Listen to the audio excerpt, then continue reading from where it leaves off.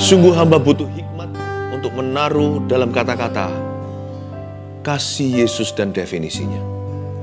Kasih agape itu seperti apa ya Tuhan? Bantu lewat pewahyuan. Sebab kami ini distant from love, kami ini jauh dari kasih yang paling maksimal. Kami hanya mengerti tentang cinta. Ampuni kami yang seringkali kurang mengasihi sesama kami. Karena kami tidak menyerap baik-baik kasih Yesus dalam hidup ini. Tuhan, bantu kami bertumbuh dalam kasih-Mu. Sampaikan sabda-Mu, beri kata-kata hikmat di mulut hamba, sehingga hamba bisa menjabarkan dengan gamblang, jelas dan tegas. Agar kami semuanya berubah dan bertambah di dalam Tuhan. Terima kasih Tuhan, sembunyikan hamba seperti biasanya di balik salib-Mu yang luar biasa. Dalam nama Yesus. Amin. Puji Tuhan. Tuhan mengasihi-Mu. Sebelum saya lanjut sampaikan firman, I really just want to say to you that I love you. Saya sungguh-sungguh mengasihi Anda semuanya dalam Kristus. I know that, saya tahu bahwa kita hari ini bisa sama-sama saat teduh, udah berapa lama ini, semua bukan kebetulan. Tuhan yang menjodohkan kita. Sehingga kita ketemu di dalam hadirat Allah seminggu 2 kali minimal. Tuhan mengasihi Anda. Ya, dan saya sungguh bangga bisa melayani Anda. Sebuah kehormatan loh, bisa melayani Anda. Kami ini bukan jagoannya, bukan lakonnya. Kita ini hanya hambanya. We serve you. That's our greatest honor. Bisa melayani Anda. Dan suatu kehormatan terbesar dalam hidup kami. Puji Tuhan ya. Di ibadah yang sekarang ini, di saat teduh sekarang ini, seperti yang saya janjikan, saya minta suami istri untuk mengikuti saat teduh bersama ini. Sebab nanti di ujungnya, saya mau meridedikasikan pernikahan dan hubungan setiap pasangan suami istri dan rumah tangga. Kita buka sama-sama di Hosea pasal 3, beri judul kasih agape itu seperti apa. 5 ayat saja hari ini, ayat 1-5. Judulnya, seperti yang saya katakan tadi, kasih agape itu seperti apa? Agape bahasa Yunani, itu kasih yang paling sempurna. Nah, seperti apa kasih Tuhan dalam hidup kita? Kita lihat dulu ayat 1-5 saya baca. Berfirmanlah Tuhan kepadaku, pergilah lagi, cintailah perempuan yang suka bersundal dan berzina. Seperti Tuhan juga mencintai orang Israel, sekalipun mereka berpaling pada Allah lain dan menyukai kue kismis. Lalu aku membeli dia bagiku dengan bayaran 15 shikal perak dan 1,5 homer jelai. Aku berkata kepadanya, lama engkau harus diam padaku dengan tidak bersundal, dan dengan tidak menjadi kepunyaan seorang laki-laki. Juga aku ini tidak akan bersetubuh dengan engkau. Sebab lama orang Israel akan diam dengan tidak ada raja, tiada pemimpin, tiada korban, tiada tugu berhala, tiada efod dan terafim. Sesudah itu orang Israel akan berbalik dan akan mencari Tuhan, Allah mereka, dan Daud raja mereka. Mereka akan datang dengan gementar kepada Tuhan dan kepada kebaikannya pada hari-hari yang terakhir. Hosea ini sebuah cerita pernikahan yang mengenaskan. Biasanya di masyarakat lebih umum yang cowoknya unfaithful. Ya, banyak sekali istri yang kasihan. Tapi kalau Hosea ini terbalik, suaminya yang kasihan. Suaminya nabi, seorang pria yang takut akan Tuhan, setia pada istri dan keluarganya. Mereka punya anak sih, beberapa. Tapi wanitanya ternyata jatuh ke tangan cowok satu, lalu ke cowok yang lainnya. Ini seperti perempuan berzina, perempuan Samaria, yang sama 5 laki-laki dan semua bukan suaminya. Kasihan loh ini. Tapi ada pesan Tuhan di balik pernikahan yang kelihatannya hancur seketika. Tuhan mau menunjukkan kasih-Nya kepada bangsa Israel dan kepada Anda dan saya. Semoga kita tertular bisa mengasihi dengan cara yang sama seperti Tuhan mengasihi kita. Ayat pertama, berfirmanlah Tuhan kepadaku.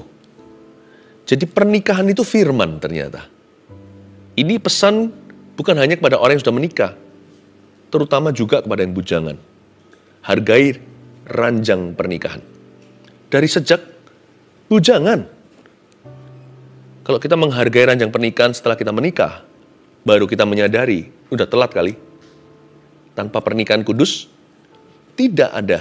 tanpa pacaran kudus, tidak ada pernikahan kudus. Mau kudus itu sejak masih single. Jangan tunggu nanti double. Nanti kalau kita sudah double, tanggung jawab kita lebih besar.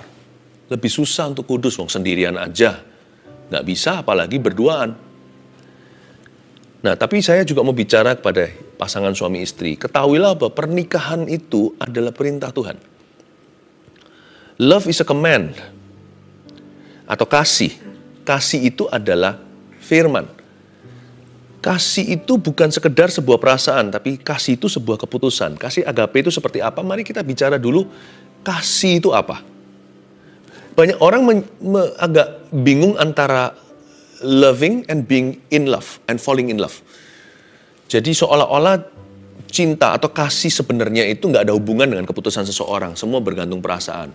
Jadi kita bisa semena-mena putus sama seseorang, lalu kita berkata, just because I'm not in love with you anymore. Karena aku sudah tidak in love. Sudah tidak falling in love. Sudah gak jatuh cinta sama kamu. Makanya udah bosan nih ceritanya. Bye-bye. Apalagi kalau sudah menikah. Namanya cerai. Perceraian itu bukan firman Tuhan. Perceraian itu jikalau dipaksakan hanyalah sepengizinan. Sedangkan pernikahan dan kasih itu adalah perintah Tuhan. Love is a word. Kasih is God's word. Berfirmanlah Tuhan kepadaku. Tuhan berfirman kepada Hosea. Pergilah lagi, cintailah. Yang dia cintai, perempuan yang suka bersundal dan berzina. Jangan perhatikan kata bersundal dan berzinanya dulu. Perhatikan kata pergilah dan cintailah. Tahukah mengasihi adalah perintah Tuhan yang pertama dan utama? Saya bukan bicara soal romantic love dulu. Mari kita belajar mengasihi dari perkara kecil. Mengasihi sesama, lalu mengasihi musuh. Kasih itu memberi. Kasih itu lebih banyak memberi daripada menerima. Give and take-nya ada. Tapi memberi dulu, nggak bisa berkata begini. Kamu berubah dulu, baru aku kasihi. Kalau kamu berubah, maka aku cinta. Maka itu bukan kasih. Berfirmanlah Tuhan kepada Hosea. Pergilah lagi. Nggak sekali. Bukan hanya sekali-kali. Cintailah perempuan itu. Jadi kasih harus disengaja. Love is a command. Ya. Divorce is not God's command. Perceraian bukanlah perintah Tuhan. Itu karena kedegilan hati manusia. Maka kalau terpaksa hanya sepengizinan Allah. Itu pun ada harga besar yang harus dibayar oleh mereka. Apalagi keturunannya. Ayat ini menjelaskan kepada kita bahwa kasih, sebelum kita bicara kasih agape itu seperti apa? Kasih itu komitmen. Love is a will. Jadi nggak seperti orang lain kira, oh I have no, sudah nggak ada, aku nggak bisa mencintai kamu, nggak bisa mengasihi kamu lagi. I don't feel like it. Aku tidak merasa perlu mengasihi kamu kok. Aku nggak merasa cinta padamu. Ini bukan hanya bicara soal cinta yang romantis ya. Kadang-kadang bisa juga kita merasa kita nggak perlu cintai orang tertentu. Bisa jadi orang-orang itu di rumah kita. Pokoknya mulai hari ini, udah jangan ngomong soal kasih. Aku tidak pingin mengasihi kamu. Apalagi mengampunimu. Aku nggak mau. Seolah-olah kasih itu pilihan. Kalau kita merasa nyaman, kita kasih orang. Kalau kita nggak merasa nyaman, ya sudah, gua nggak mau kasih dia. Love is not like that. Sometimes love spells sacrifice. Kadang-kadang kasih itu spellingnya gini, bukan K-A-S-I-H. Kasih itu spellnya gini.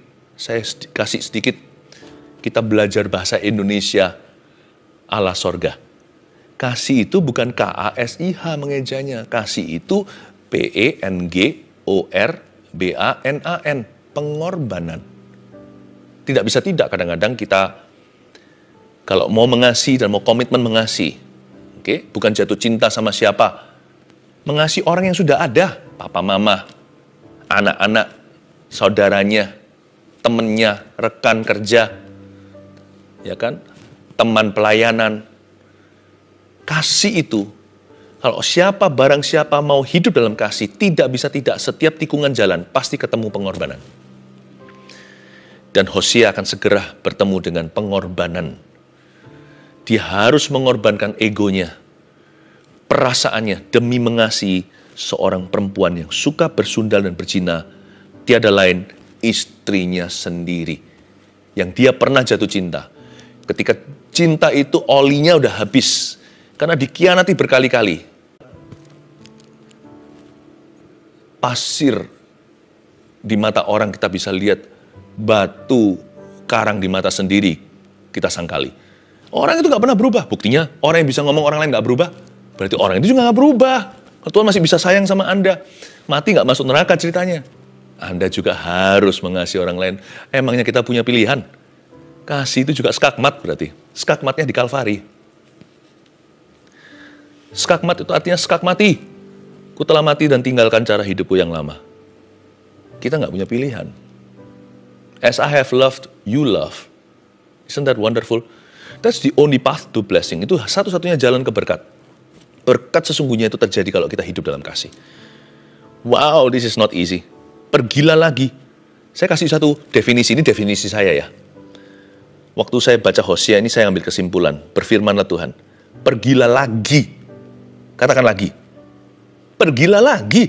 Cintailah perempuan itu lagi. Kasih itu adalah sama dengan cinta yang bertubi-tubi. Itu kasih. Jangan ngaku cinta kalau sekali-kali aja. Jangan ngaku cinta kalau perasaan doang. I fall in love with you. Cinta itu menunggu. Kasih, cinta yang bertubi-tubi dan cinta yang menanti dan panjang sabar, itu baru kasih. Don't believe a thing when people say, jangan percaya sama sekali ketika orang berkata, I love you. Kalau orang itu hanya mau mencintaimu sekali saja. Orang yang berkata, I love you, itu arti love di situ tuh harus I agape you. Aku mengagape kamu. Itu berarti aku siap untuk bertubi-tubi memberimu cinta yang baru. Kasih sama dengan cinta bertubi-tubi.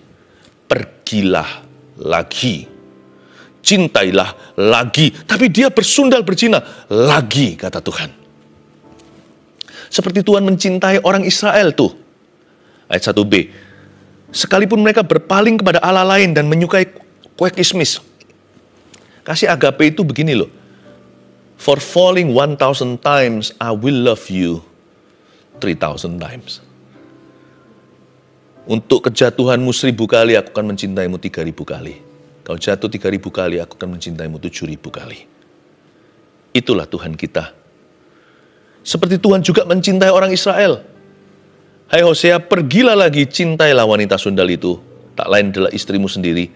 Sekalipun mereka berpaling kepada Allah lain dan menyukai kue kismis. Kue kismis, maksudnya apa ini kue kismis? Kok menarik sekali tiba-tiba ada snack keluar. Untungnya saya sudah makan, jadi kayak gini saya nggak kepingin makan kue kismis. Jangan suka kue kismis, ini kiasan. Kue kismis di sini itu lawan katanya roti yang tidak beragi. Makanan di Israel yang mengenyangkan itu, karena di sana karbohidratnya beda sama kita. Kalau kita kan nasi, utama mereka itu roti. Roti lalu nanti akan ada side dishes-nya, banyak ya kan.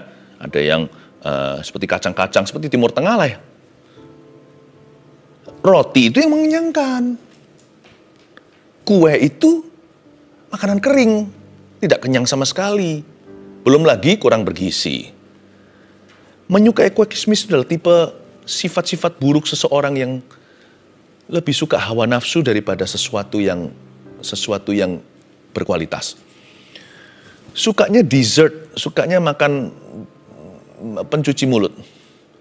Ada orang yang mengenyangkan perutnya, lalu dengan makanan-makanan yang tidak bergizi, yang manis-manis, yang gula-gula, yang tidak ada khasiatnya, lalu sakit perut setelah itu nggak enak kan? Kalau kita makan sesuatu yang sembarangan itu setelah itu kenyangnya nggak enak. Lalu habis itu mungkin kita agak sedikit asam lambung atau apa. Orang yang suka hawa nafsu, nggak kenyang hidupnya. Rohnya penasaran karena jiwanya setengah-setengah. Sama Tuhan juga nggak berani tancap gas. Sama dosa juga nggak berani tancap gas karena dia tahu neraka. Demikianlah anak Tuhan yang tidak setia. Kalau kita hidup dalam nafsu itu, kita itu suka kue kismis. Manis-manis, tapi nggak enak di perutnya nanti setelah kita makan. Ada konsekuensi berjalan. Ada orang-orang tertentu yang menghabiskan hidupnya bukan untuk kebutuhan pokok hidup ini. yang menjadikan hidup kita bermakna dan kekal nilainya. Bukannya mereka mencari roti yang tidak beragi yang bisa mengenyangkan tubuhnya dan menghangatkan mungkin di musim dingin. Tapi dia sukanya hanyalah snack-snack doang. Jangan habiskan hidupmu untuk snack-snack lah. Dosa itu snack. Perselingkuhan itu hanya snack-snack yang setan tawarkan. Teman tapi mesra. Ya, seks sebelum nikah. Dan seks setelah nikah, tapi di luar nikah. Aduh, semuanya itu kue kismis. Tuhan bilang, hai Esau, kenapa kau bernafsu rendah? Bukankah hidup yang telah kusiapkan untukmu itu betapa hebatnya? Ya, seharusnya engkau percaya sebelum aku jabarkan semua dan kau melaluinya bahwa aku punya rancangan indah masa depan penuh pengharapan. Dijual hanya demi snack doang. Suatu hari Esau menjualnya demi semangkuk kacang merah, mungkin semangkuk ronde yang hangat, atau mungkin dawet semangkok, atau apalah makanan khas di daerah Anda. Mau nggak satu mangkok atau satu cangkir saja Anda tukarkan semua warisan ilahimu dari Tuhan? Kenapa kau memilih kue kismis daripada hak kesulungan? Demikianlah bodohnya orang yang jatuh dalam dosa. Termasuk contohnya dosa seks. Tahu nggak, perbuatannya sekali dan enak. Tapi seumur hidup malunya tak tertanggungkan. Belum lagi konsekuensi yang nyata. Pikirkan ulang. Kasih agape itu membuat kita bisa berpikir. Kasih agape mengajar kita berpikiran panjang. Jangan suka pada kue kismis. Itu sifatnya daripada istri Hosea yang bersundal dan berzina. Padahal Tuhan bisa memberi loh. Padahal kalau dia mau setia, Hosea bisa kasih dia makan kenyang-kenyang. Ada satu lagu Chinese yang lucu, lagu jadul kuno sih. Saya nggak akan nyanyikan, nanti Anda ketawa. Tapi intinya gini loh, itu lagunya puitis sekali, ada sense of humor, ada selera humornya. Dia berkata, pokoknya hari ini, kalau kamu mau menjadi pengantinku, aku tanggung seumur hidupmu, kamu akan putih-putih dan gemuk-gemuk bersama dengan aku. Pao ni pai, yo pang-pang. Itu lucu ya, orang zaman dulu kan ekspresinya lugu. Pokoknya kamu ikut aku, jadi istriku, kamu pasti akan aku tanggung. Enak hidupmu. Putih-putih, gemuk-gemuk badanmu. Jadi, Tuhan juga ngomong yang sama pada orang Israel. Kalau kamu ikut aku kan enak. Bukan berarti ikut Tuhan tanpa masalah. Tapi Tuhan tuh pelihara. Kenapa kamu cari semangkuk kacang merah? Kenapa kamu memilih kue kismis? Hei Gomer, kalau kamu ikut Hosea aja kan enak hidupmu. Ngapain selingkuh? Masa depanmu itu tertanggung. Kenapa buang masa mudamu? Dalam percabulan. Lalu aku membeli dia bagiku, ayat 2. Lalu aku membeli dia bagiku dengan bayaran 15 shikal perak dan 1,5 homer jelai. Wow! Jadi Hosea membeli kembali istrinya yang bersundal berzina. Kayaknya ya, istri Hosea ini masuk ke jerat pelacuran. Kalau dari ayat 2 ini kita baca, sepertinya dia masuk ke human trafficking. Sudah masuk terjerat mafia. Saya bayangkan Hosea pergi ke brothel atau tempat persundalan. Nah dia cari istrinya di sana. Mana istriku? Mungkin saja dia diusir-usir dengan kasar. Mungkin juga dia ditampar, dipukul, nggak pernah tahu kan. Alkitab nggak menjelaskan satu persatu kejadiannya. Hingga dia memikir begini, ya sudah, aku kan kerja keras. Karena dia seorang nabi. Dan Hosea juga bukan orang kaya. Mungkin dia berapa bulan kemudian, dia banting tulang, kerja untuk dapatkan duit, untuk dapatkan uang yang cukup untuk membeli istrinya keluar dari pelacuran. Ini uangnya. Mungkin ditaruh di meja kepala mafia itu. Ini amplopnya, kembalikan istriku. Mungkin ditertawakan. Kamu kira ini cukup? Dia habis pikiran, gimana aku dapatkan istriku kembali? Hosea adalah sebuah lambang kasih Tuhan yang begitu keras kepala mengejar kita. Padahal kita itu loh, sudah terjual sebagai budak dosa. Lalu Hosea punya satu solusi. Dia beli 1 malam bersama dengan istrinya. Oke, kalau gitu, kalau aku tidak bisa membeli dia keluar dari pelacuran, aku membeli dia sebagai seorang pelacur. Dan saya bisa bayangkan di ayat 2 ini. Ayat 3 bunyinya, aku berkata kepadamu, lama engkau harus diam padaku dengan tidak bersundal, dan dengan tidak menjadi kepunyaan seorang laki-laki. Juga aku ini tidak akan bersetubuh dengan engkau. Saya hanya bisa bayangkan Hosea duduk di depan istrinya tidak tahu kalau pelanggan hari itu adalah Hosea. Ketika dia masuk, dia terkejut suaminya. Dia berkata, kamu tidak bisa pergi. 1 jam ini kamu harus duduk di sini. Aku tidak akan bersetubuh sama kamu. Kamu duduk. Si istri duduk. Karena dia sudah menjadi objek. Orang yang jatuh sudah jadi budak dosa. Dia sudah menjadi benda. Ketika kita jatuh dengan seseorang, kita menganggap orang itu sudah objek.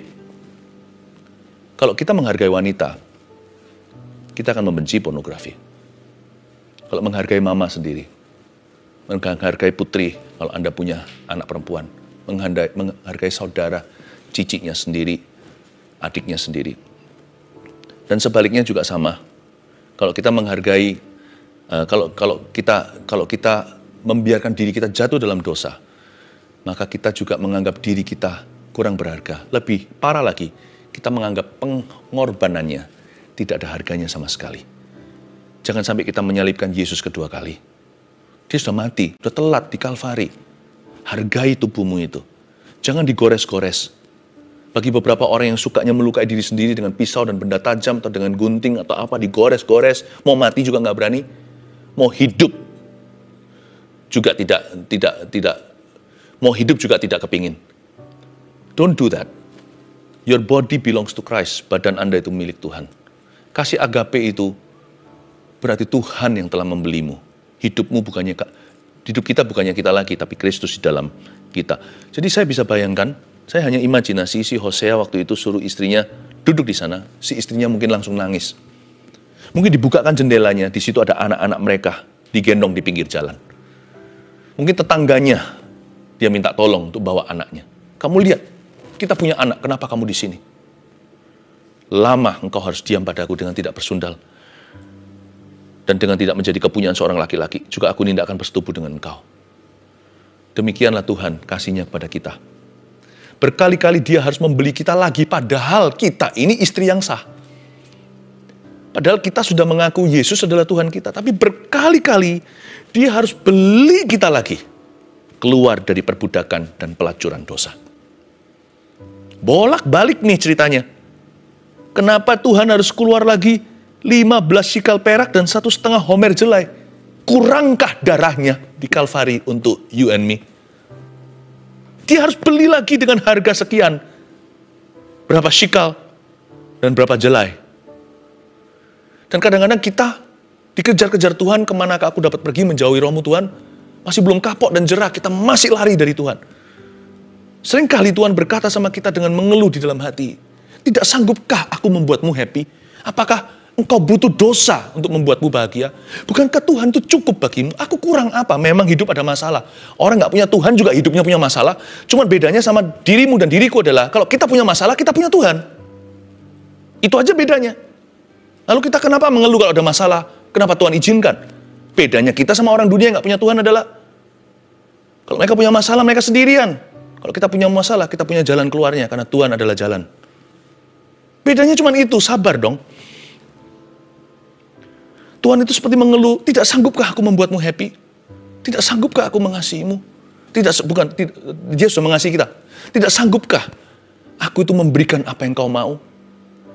Mau berapa kue kismis? Aku kasih. Jangankan kue kismis, aku kasih yang lebih bergizi, lebih mahal lagi. Kenapa kamu memberhalakan kue kismismu? Tidak sanggupkah aku memberimu seluruh kue kismis? Setoples-toplesan semuanya, kalau perlu pabriknya aku berikan kepadamu. Kalau itu membuatmu berhenti berzina, aku berikan. Tapi itu juga bukan jaminan.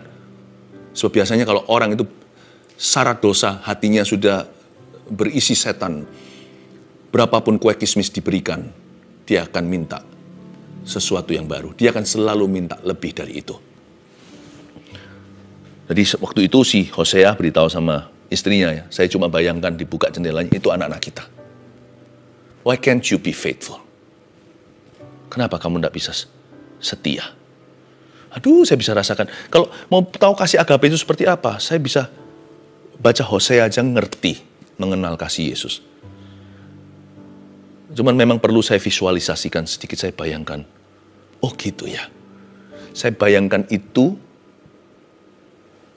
adalah apa yang terjadi di hidup kita. Saya bayangkan itu ilustrasinya. Kita kenyataannya. Tapi ini kejadian sungguhan. Hosea ini sejarah. Jadi dia menikah dengan seorang perempuan sundal, ayat 4. Sebab lama orang Israel akan diam dengan tidak ada raja. Lihat ya, kondisi orang yang hidup di luar kasih. Salah kalau Anda berkata, kita yang hidup di luar kasih itu berarti hidup di dalam benci. Bukan. Lawan kata kasih itu nafsu. Jadi orang yang hidup membenci orang lain, itu dia hidup dalam hawa nafsu. Lawan kata kasih di kitab Hosea pasal 3 ini adalah sundal. Jadi kasih ini bukan kasih versus benci. Orang yang, kita tidak bisa non-blok, netral di tengah. Either antara kita hidup dalam kasih, atau kita hidup di dalam hawa nafsu. Udah itu aja. Dan orang yang hidup dalam hawa nafsu, termasuk benci, perzinahan, kepahitan, segala sesuatu. Orang itu kondisinya seperti ini. Ayat 4 katakan, orang Israel akan hidup diam, akan diam dengan tidak ada raja.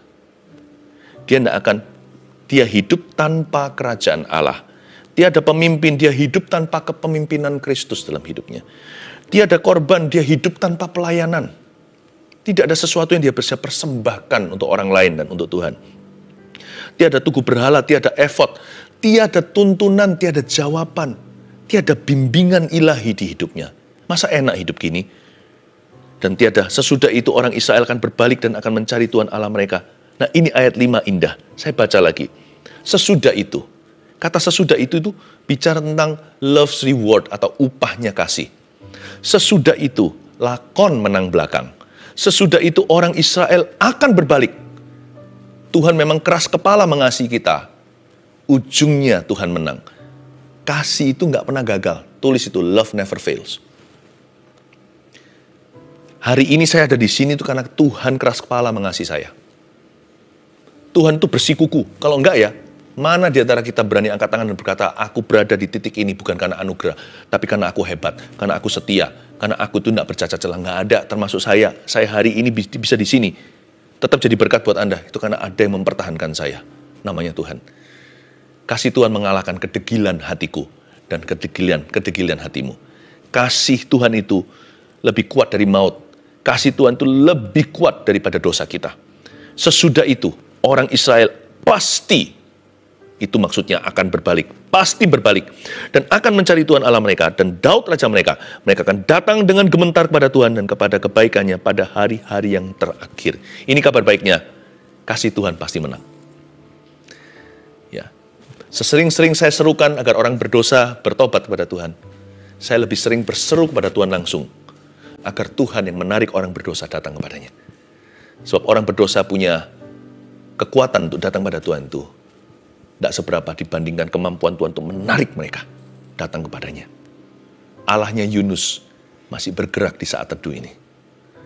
Saya tahu bahwa hari ini usaha saya hanyalah sekian persen untuk maju mendekat ke Tuhan. Sisanya, selebihnya, sebagian besarnya adalah karena anugerah Tuhan. Kasih Tuhan itu gak jemu-jemu jemput saya ketika benar atau ketika salah. Kasih Tuhan selalu ada di sana untuk membimbingku. Sesudah itu orang Israel pasti akan berbalik kok. Akan mencari Tuhan. Mereka akan datang dengan gemetar. Datang kepada kebaikannya pada hari-hari yang terakhir. Love never fails. Saya kasih 3 definisi simple, sederhana. Kasih agape itu seperti apa? 1, kasih agape adalah kasih yang tidak bersyarat. Catat itu. Dengan cara gini Tuhan mengasihi kita. Kasih agape adalah kasih yang tidak menyerah. Yang ketiga, kasih agape adalah kasih yang tekun berharap. Nah, begini. 3 poin sederhana setelah Anda tulis ini. Inilah cara Tuhan mengasihi kita, ya kan? Tuhan nggak mengasihi kita dengan kasih yang tidak bersyarat. Dia nggak pernah menyerah. Dia selalu tekun berharap. Artinya, Tuhan itu selalu percaya sama kita. Sekalipun kita sudah membuktikan berkali-kali, kita ini nggak bisa dipercayai. Tapi Tuhan tetap percayakan. Ingat Petrus, dia menyangkal Yesus. Lalu Yesus ngomong sama dia kan, "Do you love me?" Padahal sudah gagal nih. Petrus berkata, "Ya, aku mengasihimu." Pertama, Lama-lama dia turun pangkat, dia takut.